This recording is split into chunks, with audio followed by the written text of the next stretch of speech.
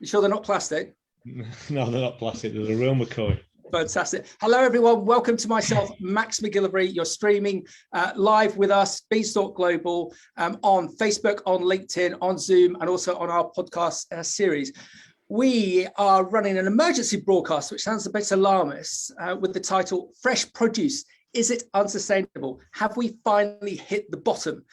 The reason why we're running this emergency broadcast is because the issues that we're seeing in the sector around lack of labour, lack of haulage, falling margin returns. And when we set up this broadcast, they say a week is a long time in politics. Who would know that we would then have issues around CO2 availability? There's been a number of industry leaders have recently written articles and open letters highlighting the significant issues that they're seeing in their particular fresh produce sectors. And those individuals are joining us so we can hear their views directly and for us to create discussion about possible solutions. And the way that we're going to run this is that all of the gents are just going to introduce themselves. We're just going to run a short video from the Prime Minister that he was live with last night on BBC. And then we're going to go back to our expert, our leaders, to hear specifically what they're seeing in the sectors in their particular areas.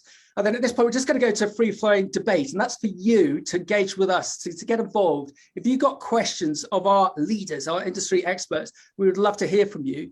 We'll have a Q&A. We're just talking about it in the green room. What we want to do, we always try with these broadcasts is to leave with a positive wrap-up. But can we gain positivities in this time? You look at the likes of the Daily Mail. Tim, shoot me for always mentioning the Daily Mail, but there was an article there yesterday saying it's not whether we're going to have an enjoyable Christmas, it's whether we're going to actually make Christmas. But let's see how we get on. So let's get our speakers to introduce themselves. So Tim, over to you, please. Who are you and who do you represent? Tim O'Malley, Group Managing Director, Nationwide Produce. So we're a fresh produce distributor, grower, importer, exporter. Okay, sites. What sites do you have? We've got 5 on the UK mainland, Evesham, Long Sutton, Spalding, Lancashire, Kent, 2 in Holland, 1 in Spain, 1 in Dublin, and 1 in Belfast. But not 1 in the Isle of Wight yet? Not yet. Excellent. Joe, who are you and who are you representing, please? Yeah, my name is Joe Shepherdson. I'm Secretary to the Cucumber Growers Association here in the UK. Our job in a nutshell is to look after the needs of the cucumber growers. Excellent. And Joe, you just say in the green room, where are you today? Because you're on the road. Yeah, it's not the best picture behind me, unfortunately, but now I'm in the Lee Valley where I would say at least 80% of the UK cucumbers are grown. Yeah, amazing area. And Padraic, over to yourself. Who are you and who are you representing? Max, I'm the Managing Director for the Walsh Mushroom Group. We're mushroom growers and packers in the UK and Ireland. We have operations in Evesham, Bury St Edmunds down near yourself, Wexford and Tipperary in Ireland. We also work with a group of suppliers in Poland.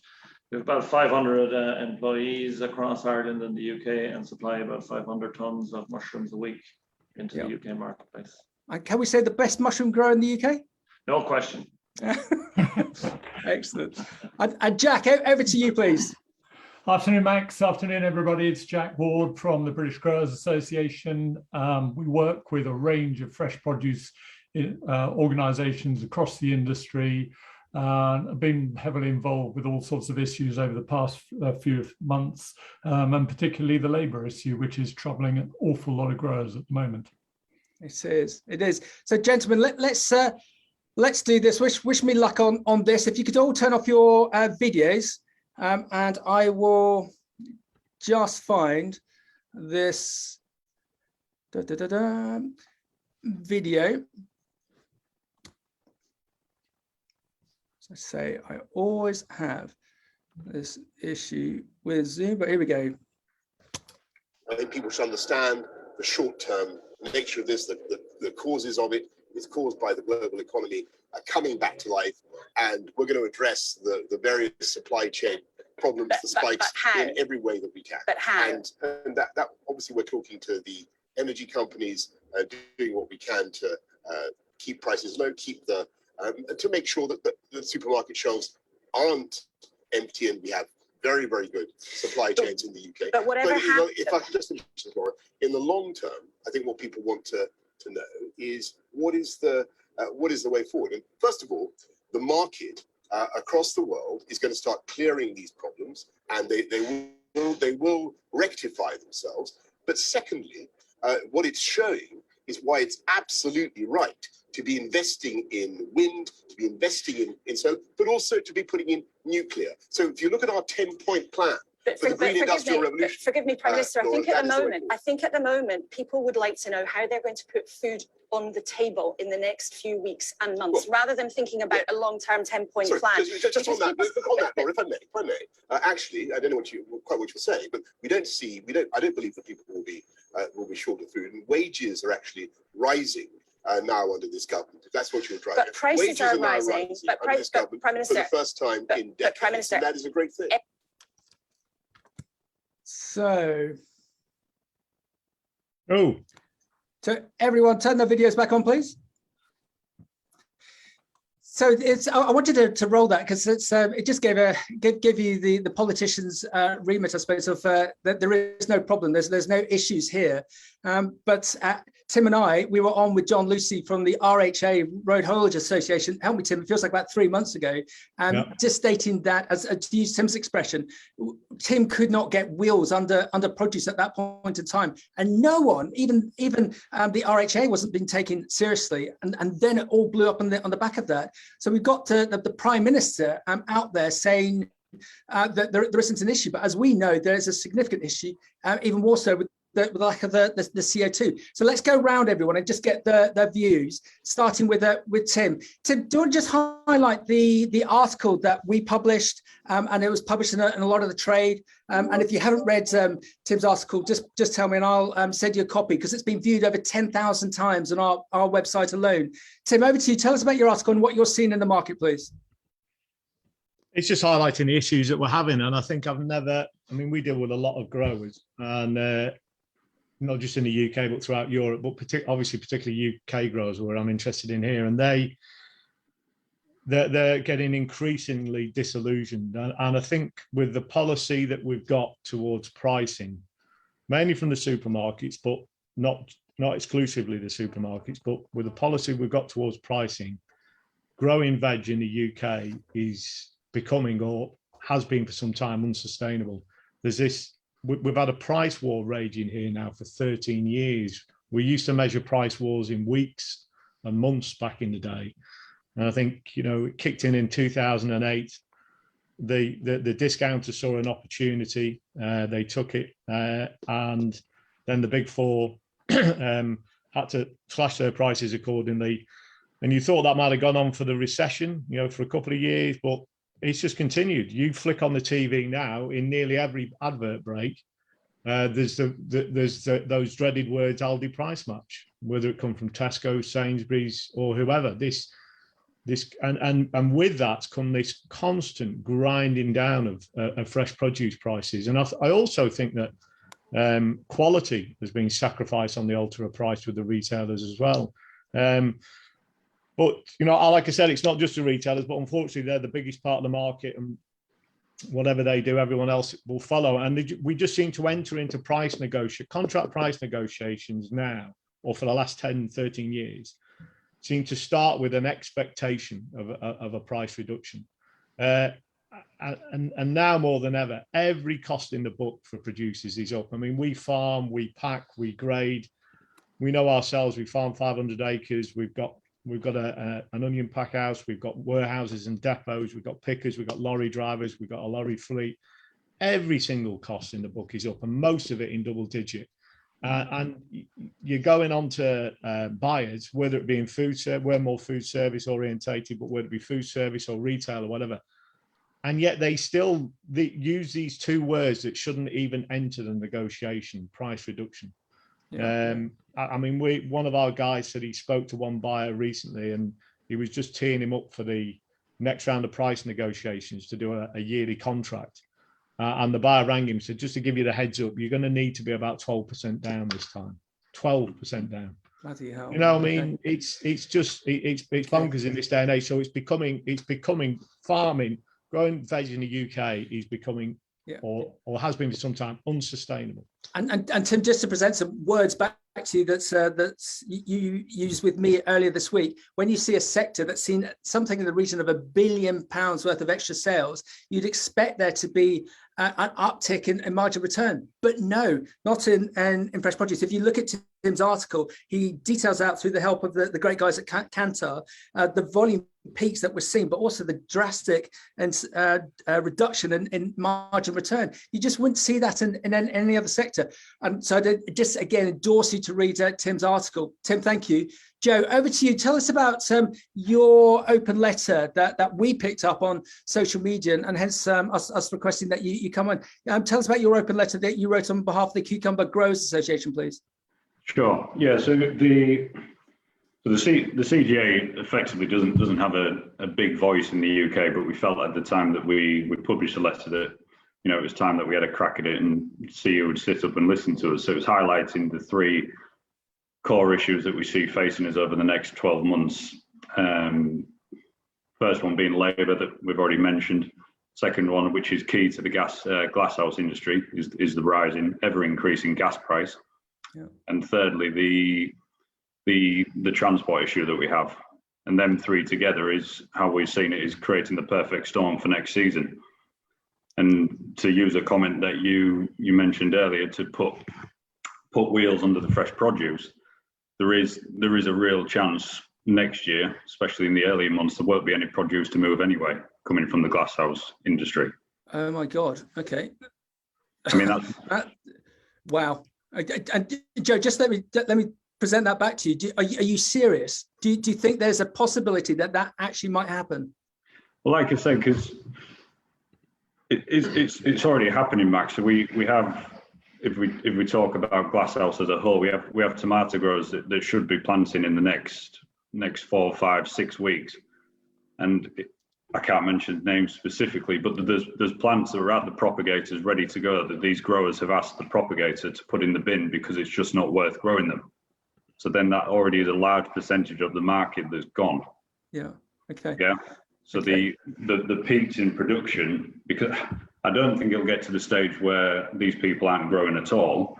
It'll just push production back months, not days, not weeks, but it'll be months, and there'll be more reliance on imports. And sort of to bang the drum, this gas price isn't just UK, it's European wide. So there's going to be more reliance on imports next year. And if the likes of Spain and Morocco have a tough winter and they have issues of their own, then there's only going to be so much the imports can cover. Yeah. Joe, I mean, I read that letter and I thought it was a fantastic letter, by the way. It was really well written. And, you know, as growers ourselves, I mean, but we grow root crops. And so reading your letter, I used to work for V8 Van Hardingen Brothers, so I know what it's like about greenhouse and how big an impact energy has on it. But you put it in, you named the figures and you said that 30% of the cost of your inputs is energy, is gas, and that's gone up 300% in price.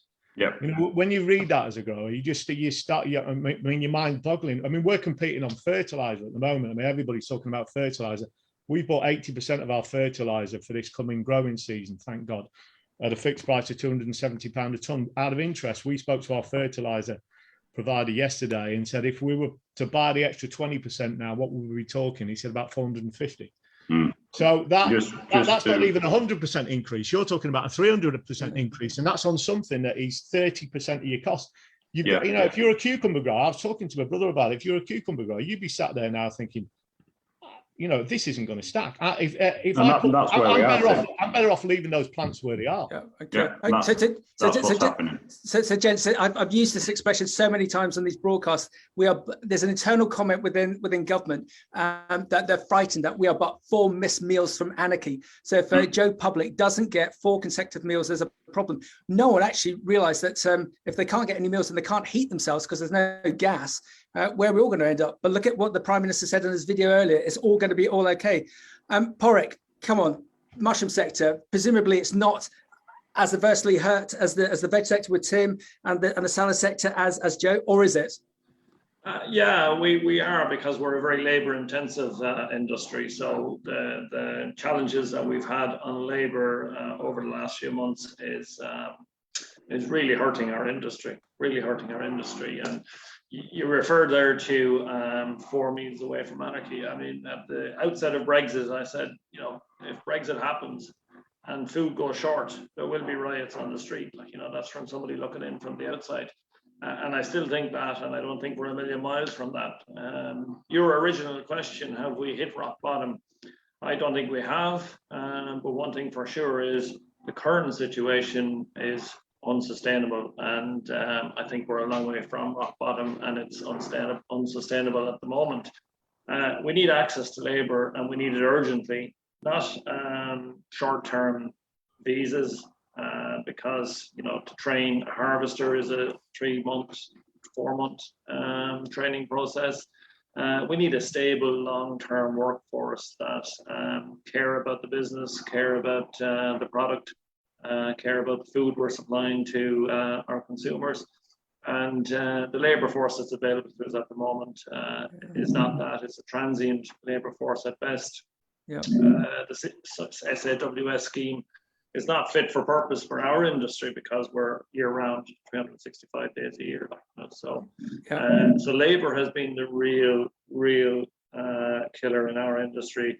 We also have a lot of inflation on packaging, film, cardboard, haulage, energy, you name it.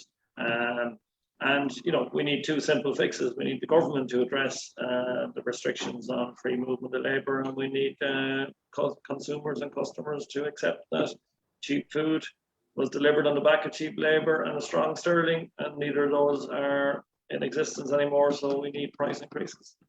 Well done. Well done, Padraic. And it's again going back to what the Prime Minister was saying about we're seeing wage inflation. Will the consumer be happy to actually pay realistic prices for fresh produce? Comment rather than a question.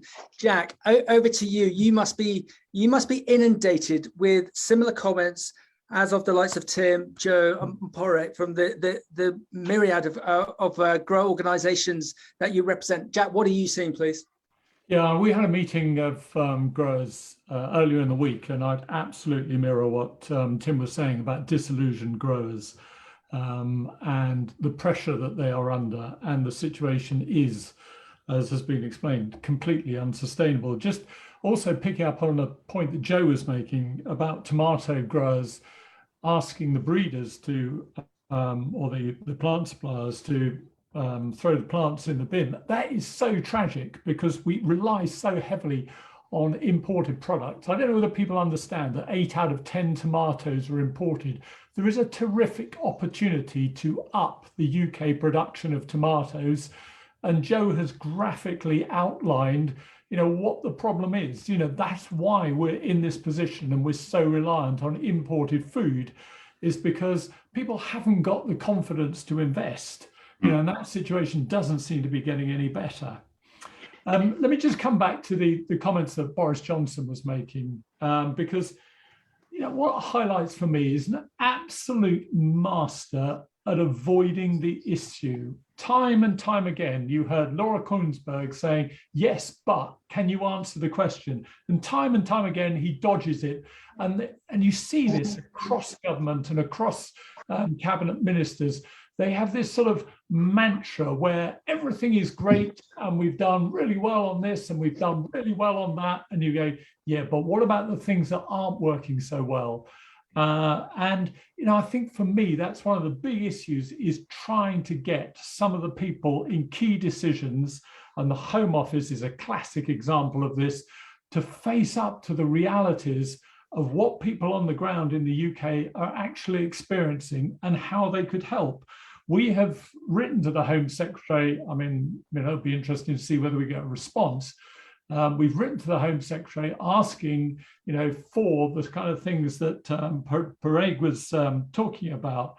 But, you know, you just got to wonder if they're listening and whether they have any sense of plan to get us, some of the industries, out of the situation that we're facing at the moment. I think it's really worrying, and I really fear for the way the government is operating at the moment. Just to jump in, Jack, just to put some figures to the tomato growers and the labour issues. Just at the weekend, there was a piece done by one grower in the UK who mentioned last week they had to dump £320,000 worth of produce purely down to labour and drivers. They haven't got people to pick them. They haven't got people to move them. So they've just had to go straight in the bin. £320,000 worth. Okay, so gentlemen, there's that comment from Warren Buffett: when the tide goes out, you can really see who is naked. And I think he used that as an expression of businesses when businesses go through a hard time. And unfortunately, I suppose that relates to some fresh produce businesses, because some fresh produce businesses have always operated on debt and have worked on the basis of turnover, but also on a government perspective.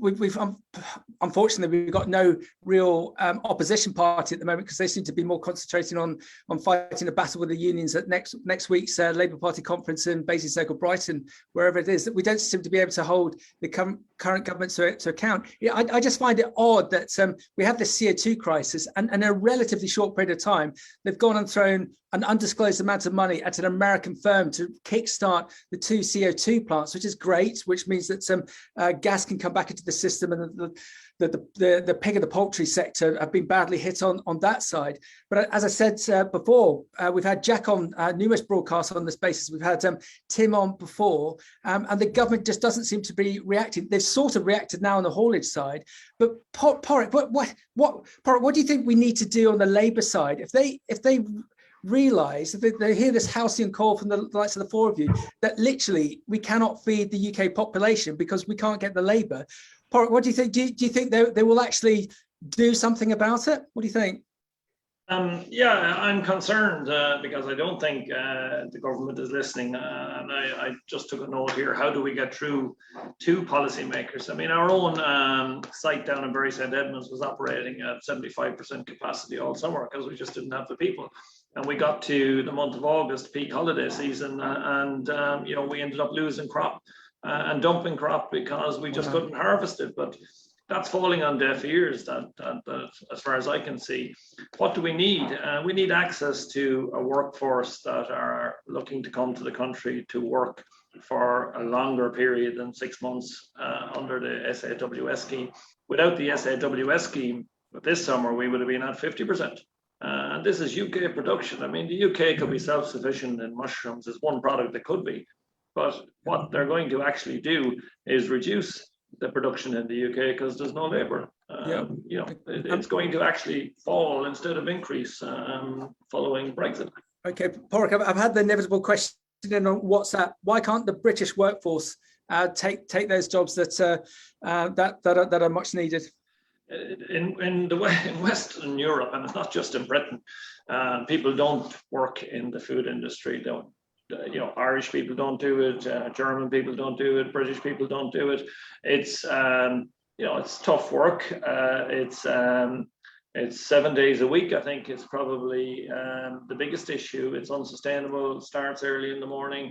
So it's unsociable hours, and I think that might be the reason why they don't. I mean, we've tried to source locally, both in Ireland and the UK, and been unsuccessful really on many occasions. And I just don't see it as an option. And for anyone to say that it is an option, then you know, they really need to come down and see the efforts that we've made to recruit locally and failed. Yeah, and I apologise in some respects for asking that question, but we do have a lot of people outside of the sector dialing into these broadcasts, so it's good to educate them again and again. That it's not that you all are not trying to employ local populace to come do the jobs. It's that, and you look where we are at the moment. We've got some of the highest job availability since the 50s. I believe so. It's so difficult to fulfill. As aware of those Eastern European workers gone, they've gone back home. Rates have risen there, and as Padraic mentioned right at the beginning, we don't have the administration system to get them back in. Jack, do you think it would, a bit like with the haulage side, where they've looked to streamline testing now of new drivers? Do you think it's literally that we just need a stroke of a pen to open up the admin, the paperwork, the red tape elements to get these workers back in? What do you think, Jack? Well, it's interesting because I had a conversation with the road hauliers 3 or 4 weeks ago because I was intrigued to understand how they were getting on with the politicians over the lorry driver shortage. And they explained to me that they had written to senior levels within government, I think 2 months earlier, and had yet to have a response. And I think we went through week after week after week where successive ministers on behalf of the government came out and said, there isn't a problem, you just got to suck it up, go out and recruit, pay proper wages, etc., etc. And then in the past, fortnight, it's only dawned on the government that they've got to do something. And so they've reorganized the way the testing is done, because actually their line was wrong, the road hauliers' line was right, and there was a shortage and they needed to do something about it. And I kind of think we're going to go through exactly the same kind of pain with the Home Office in terms of getting them to see that we too are short of people to do this work. I mean, the reality is that people in the UK are looking for full-time jobs or regular part-time jobs, and most jobs in the fresh produce industry are largely seasonal. And that's not what the majority of people are looking at for when they want to come to their job, want to come and get a job. There are a couple of points I was going to raise. There's a sort of strange irony here, isn't there? If we'd been in this situation while we were still in the EU, the government would have turned around and said, we cannot intervene because of the EU legislation that stops us supporting particular industries within our own country. We came out of the EU, we've taken back control.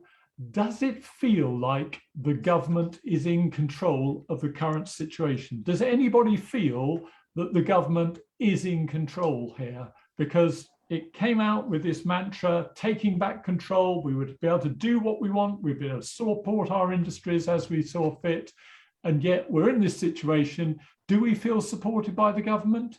No, I don't think we do at all. You know, and just go back to the haulage side, when the business, the trade groups like the RHA actually got face-to-face meetings with government, they were accused of scaremongering, and look where we are now. So, can we learn something from this this block that we have within government, that everyone we got to shout louder to them, especially on the labour issue, so that they have a full understanding, so they actually do something about it. Tim, just come back to yourself. I'm sure you remember. It was February 2019. I interviewed you at Fruit Logistica, and you were then stating about wage issues, making this comparison that someone in a Starbucks in America was potentially on 25 US an hour, because that was the only way they could secure labour. So on the basis of what the Prime Minister said to Tim earlier, can you as a business, do you think the other businesses you're associated with can pay £20 an hour and £10 an hour bonus figures for just turning up on a Monday? Do you think that's feasible, Tim? This is where I slightly disagree with Padraic, that I think we could get British workers. They wouldn't be as productive as Polish, as Eastern European workers, but we could get them, but we'd have to pay substantially more than what we're paying at the moment. Why in this current economy, when the only people who aren't working are people who don't want to work at the moment? So why would anybody want to go and bend over double in a field to pick lettuce or pick cauliflower, or even in a factory to cut mushrooms, or in our factory to pick off onions at £9 to £10 an hour, when you could get 1 million people offering you the same in a nice warm shop or a nice warm restaurant with tips or whatever? You know, we're just competing again. Everybody's looking for that level of labour, and everybody's looking to pay minimum wage or next to minimum wage, and we aren't attractive at all. And I think we're going to have to accept the fact that we're going to have to pay considerably more with better working conditions, but for less productive labour. And for all that to happen, then again, it feeds back. We've got to have inflation. We've got to have price inflation. I mean, this industry's bonkers, isn't it? We were saying before that you've got this supply and demand thing, haven't you? So supply and demand, the retailers get an extra £1 billion worth of business during that last full year, May to May, throughout the whole pandemic issue. £1 billion worth of extra business, extra fruit and veg business. And in any other industry where you get that sort of spike in demand, you get a spike in price. And then on top of that, your costs are up because you're social distancing and your PPE. And what happens in our industry, just about every single product, if you read that Kantar report, the price has gone down. We're just driving the price, constantly driving the price down. It's bonkers. So Max, you get the... Max, could I come in there on the wage inflation piece? Go. Yeah, and wage rates. I mean, wage rates in our industry is pretty good. We don't have any issue with wage inflation. I have no issue with it personally. I think if we're paying more, that's not a bad thing. I'd like to think that our customers would consider it a good thing as well, and compensate us for the wage inflation. I mean, you can't have, as I said earlier on, cheap food was delivered on the back of cheap labor, and therefore food inflation has to come along with wage inflation. And we would welcome that and support that. We pay well, but as Tim has said it earlier on, that we are competing with maybe nicer sectors to work in, like restaurants or shops or whatever. We're now operating in a labour pool that it's not they're not in it for the long term. It's a transient workforce, and so I think we need to go outside Europe. Because we've gone as far east as we can go, and the workforce that's coming to us at the moment are not in it for the long term. At best, 6 to 12 months, and then go back home and live on the proceeds. So, the fresh produce industry do pay well, and it's a pity that there's a perception out there that we don't pay well. But we just can't compete, I guess, with the maybe, I don't know if you want to consider it sexier industries where people can work in hotel, restaurants and get tips, etc. We just can't compete with that sector in terms of wages, because the price we get for our product is not good enough. Well, if we can't compete with that sector, then we're not paying well. We're not paying well in the marketplace. And I think that's my point, is that, if that's what you're competing against, then you're not paying well. And therefore, if it's a tougher job and you need better working conditions, then we're going to have to pay considerably more. And it's exactly what happened in the States. When I was over in the States, just pre-pandemic, the guys there were moaning about the fact that Trump had turned off the Mexican tap, and wages, I think off the top of my head, had gone from about $12 to $18. And there was that, that's about a 50% leap. Well, that's what you have to pay. And they were also saying, coincidentally, that it's less productive labour than the Mexicans. They were actually managing to finally pull some people away from the shops and the restaurants because they were able to pay them actually more. I hear today that they're paying $22 to $25. I mean, it's what's happened over there, and it's what we've got to do. I think we'll get to the stage, I said in my article, that we'll be paying around £15 an hour for packhouse staff and field staff, £20 an hour. It's the only way you're going to get people in, and then unfortunately it'll be less productive. So with all those factors in mind, you've got to finally have something that we haven't had for 13 years, and that is food price inflation. Yeah. Can I just ask Joe, on behalf of the cucumber growers, do you think presenting their workers more money or potential new workers, do you think that will attract them in to your members? I think it'll attract them in, but it's keeping them. That'll be the problem. I think if we talk about British workforce, I personally think you could pay them 20, 30, 40 pound an hour, but after a couple of weeks at the height of summer, for example, I just can't see that the British workforce would stick around. Yeah. Okay. Okay. So just coming back to this point about margin return. Do you think that the magic wand in all this is this price inflation, food inflation that we need to see from the retailers, and for them to be to pass it on? So Tim, just as per the example that you gave with your buyers, of them being told that they've got to be, whatever the figure was, 10-12% lower than last year, we're also picking up that suppliers are going to retailers for tenders saying that Mr. Retailer, you actually got to pay us 12% more. Do you think there's now a case for the fresh produce sectors to do what we've been potentially not that good at, is actually having unity and looking to go on force to the retailers and saying, we need better margin returns to survive, to be able to invest for the future, to get you the labor, to get you the product for your customers? Do you think as a fresh produce group, as a sector, that we can do that? Jack. Go on, Jack. I'm going to aim at Jack first. Yeah, okay. I've kind of been floating this idea with various of our associations about trying to create a dialogue with the retailers about how we make this whole thing more sustainable. How can we create a better partnership between growers, retailers and consumers, where there's a better understanding of the costs involved in production, how we make things sustainable, and particularly over the next 10 years, if we're truly heading towards a situation of zero carbon, and all the other kind of environmental bits and pieces that people are looking for and that we need to deliver, the only conclusion you can come to is that things are going to cost more to produce. And we've just got to be honest with the public and consumers and say, this is the way it's going to be, that, prices are going to go up, because we've got to have this sort of distribution of a more equitable return back towards the growers.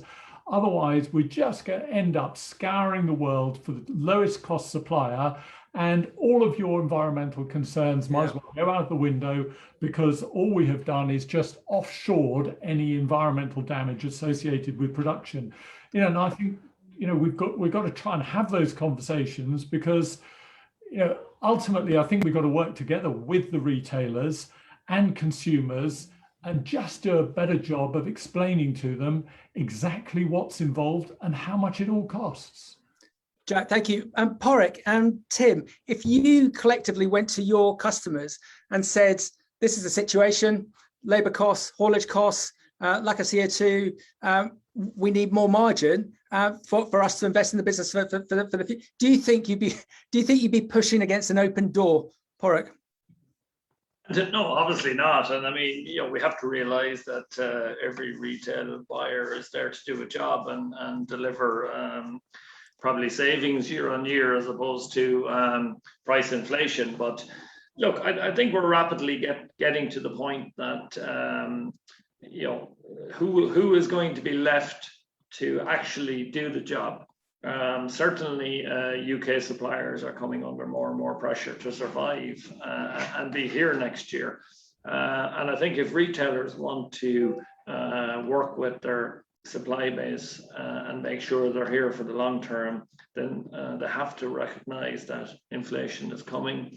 There isn't a supplier around the corner that can just pick up your business, because they don't have the workforce to do any extra volume. So I suppose that might give confidence to suppliers to go in and have that conversation, knowing that your competitors are equally in as dire a situation as you are, and therefore are not in a position to take up extra business. Yeah. Tim, come on, you're a shrewd negotiator. Do you think you could do that? Do you think you could go to your customers and get a mandatory price increase across the board? Well, I was speaking to Lindsay at the grocer on this week, and we sort of agreed that it'd be great if one of the retailers decided to turn price match schemes on their head and actually come out and say it's unsustainable and frankly unethical to price match the discounters at a time when the supply chain is creaking, to say the least. And maybe taking a leap of faith to educate customers to understand that all costs are rising, which means when you see a full kilo bag of carrots at 40p or a head of iceberg at 39p, it actually means growers are losing money. Now, that sounds fanciful, but then it happened in the dairy industry. So the dairy industry, I mean, you only have to go on Tesco's website, Tesco Sustainable Dairy Group, TSDG.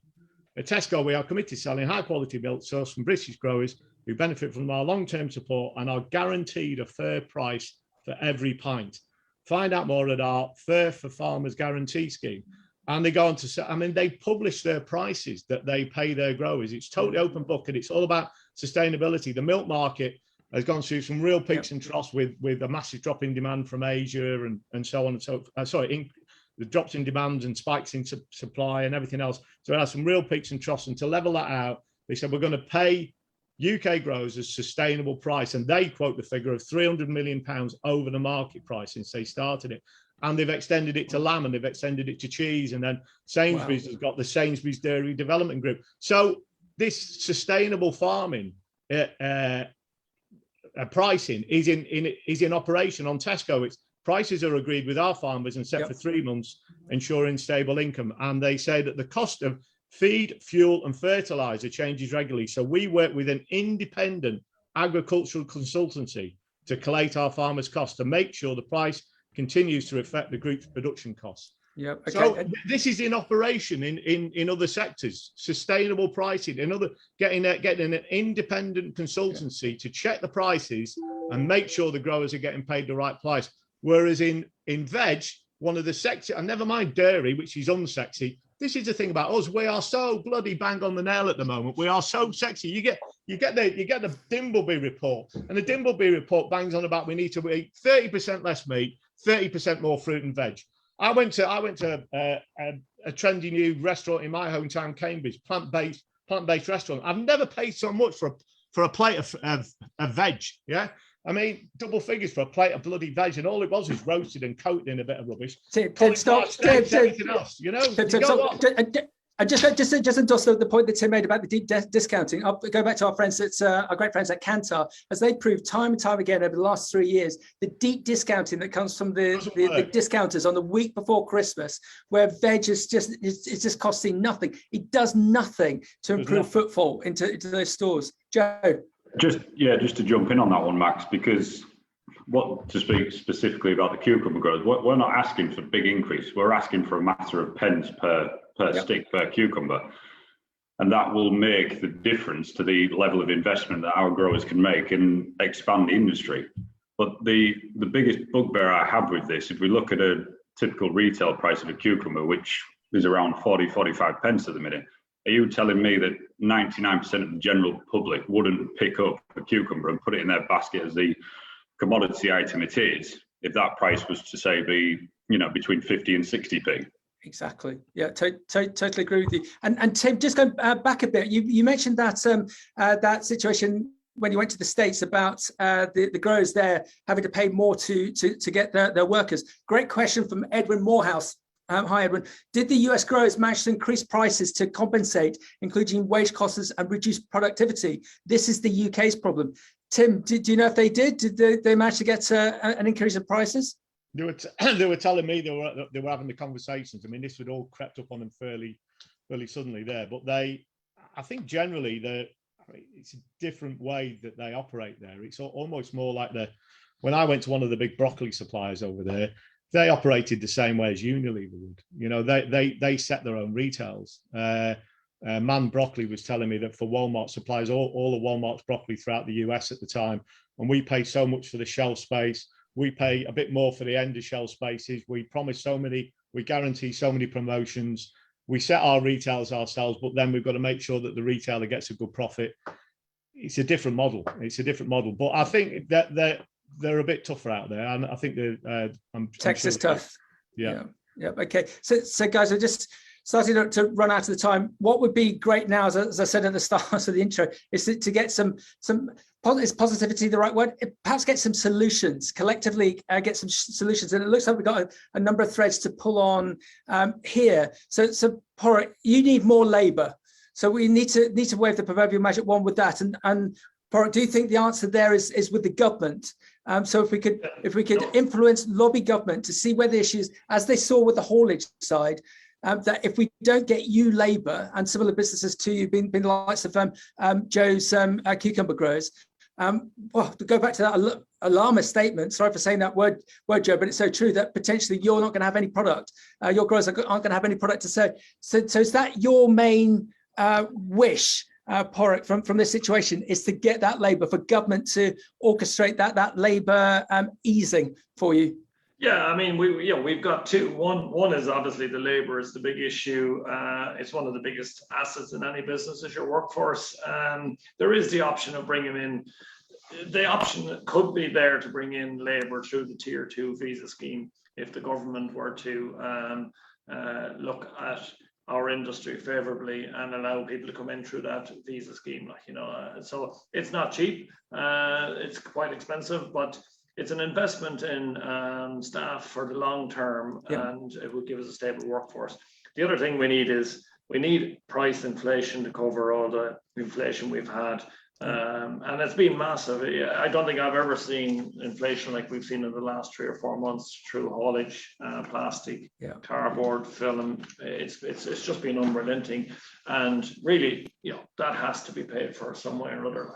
So Okay. there are two big asks, I guess. As Okay, well done. So easing of labour restrictions and a better margin return. Joe, over to you. What do you want to see that we can collectively all lobby on your behalf? What do you want to see for the cucumber growers members? Yeah, I think the better margin return would help solve a lot of issues. But also to see follow on from what Padraic was saying about the visa scheme. I appreciate what he says, that the workforce is short term, with it being either 6 to 12 months. But if we could extend that visa initially to a 12-month period, then that at least covers us for a full growing season.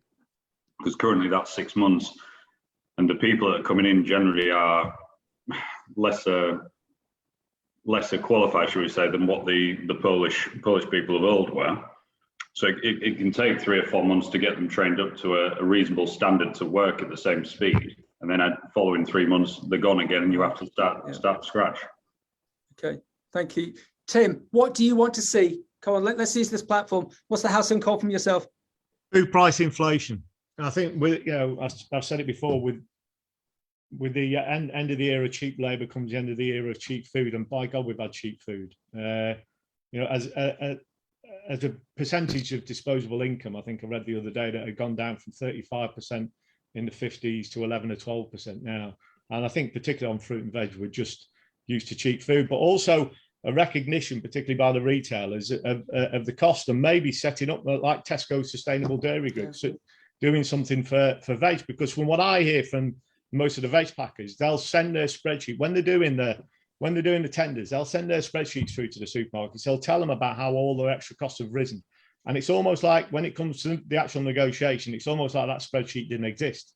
It just starts with, oh, sorry, your competitor is offering me 5% less. We just food price. We've got to get food price inflation. Okay, Jack, as I said earlier, you represent a number of key industry trade groups. What would you like to see? What's the housing call that you'd like to put out? Well, I think I make this point every time we talk, Max, but it's very, very important. I mean, fresh produce is one of the most important grocery categories there is. And as Tim has been saying, it's a key to a healthy lifestyle. All of the tide should be flowing in our direction, but we really, I think, do need a better understanding by the retailers of the stresses and strains that growers face, and sort of an appreciation of what's needed to make sure that there is a sufficient production basis here in 5 to 10 years' time. And I think that does come from a better partnership. And I think from a government point of view, we just need them to drop their ideological stance on so many issues and face up to some of the realities that businesses up and down the country are facing. And having taken back control, having shed the shackles of the EU and all of the constraints, for God's sake, come and help us. We're not asking for the earth. It's not a huge amount. All we're saying is give us the opportunity, give us the tools, and we'll do the job. Boom. Jack, Prime Minister in waiting. So everyone, let's just wrap up. Make a prediction. What are we going to see in a year's time in fresh produce? Padraic? A reduction in UK production. Yeah. Okay, Joe? Yeah, in a nutshell, Padraic nailed it. It'll be a reduction in UK production and a reduction in the growers that we have, because a lot of them won't make it through next year. Okay, Tim. Thank you, Joe. Tim? I agree. We're going to be moving more production abroad, which is lamentable at a time when we import 67% of our fresh fruit and veg already, and I think we're pushing more abroad. But I think that the government will be forced into one of their usual U-turns, but it'll probably happen when the supply chain is just about broken on its knees. Yeah, no, that looks predictable on the basis of what happened with the haulage sector. So come on, let's end up with a positive side. What positivity do you think we can see out of this? Do you think 3 years down the line we will have an even better fresh produce robust structure, because we will have haulage sorted, we will have labour sorted, and we will have margin sorted? Padraic, what do you think? 3 years out, are we going to learn from these speed bumps, and will we be able to create a better industry? Yeah, look at. I mean, we'll all be here, I'm sure, in 3 years' time. We really just need the stakeholders to get invested in the industry, and I'm talking about the government and the retailers as well as industry, to make British production better, make it more sustainable. As I said earlier on, we could be self-sufficient in mushrooms, in particular as an indoor crop. It's an opportunity for the government to turn around and say, here's one sector we've become fully self-sufficient in. Fantastic. Joe, do you endorse what Padraic says? In 3 years out, do you think we can actually learn from these current issues? Absolutely. And I think what I've seen from the glasshouse industry the past 3 years also, the positive message is there are external investors from far afield that are wanting to invest into the British industry. So we, as a country, as a government, as retailers, whatever it may be, need to keep making it attractive for them and back British at the end of the day. Well said, back British. Tim, 3 years out, are you positive? Yeah, I mean, I'm hoping that finally, this is going to come to roost, and the retailers do expect, and not just the retailers, food service right across the card, we get some food price inflation. And then I'd be more than, as I said the other day, I'd be more than happy to be paying staff more. And if that means £15 to £20 an hour and better working conditions, provided we're getting it at the other end, that's fine by me. And that's better for the industry, to make us a more attractive industry. So, if we can get that traction from our customers to pay more, to get some food price inflation, and that feeds down to better pay and working conditions for staff, and therefore a more attractive industry for people to come into, then that's a good thing. And I just hope that can happen. Tim, thank you.